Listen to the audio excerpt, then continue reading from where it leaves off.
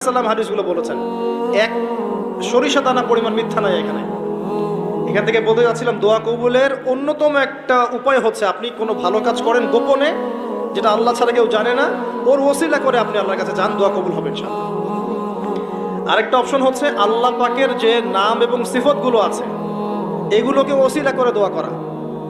যেমন, আল্লাহ তোমার রহমান নামের ওসিলায় আমি তোমার কাছে দয়া চাচ্ছি, তোমার আল গফুর নামের ওসিলায় আমি ক্ষমা চাচ্ছি, তোমার আর রাজ্জাক নামের ওসিলায় আমি রিজিক চাচ্ছি, ওয়াহাব নামের ওসিলায় আমি সন্তান চাচ্ছি, ইত্যাদি।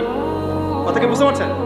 যে নামের সাথে যে বিষয়টা যায় এটা ওসিলা করে আপনি দোয়া করলে ইনশাআল্লাহ তাআলা আপনি আপনার ফলাফল পাবেন। আর একটা সবচেয়ে বড় অস্ত্র শিখিয়ে দিচ্ছি, এটা আমি কাউকে শিখাইনি আজ পর্যন্ত, আজকেই প্রথম। এবং আমি আমার জীবনে দেখেছি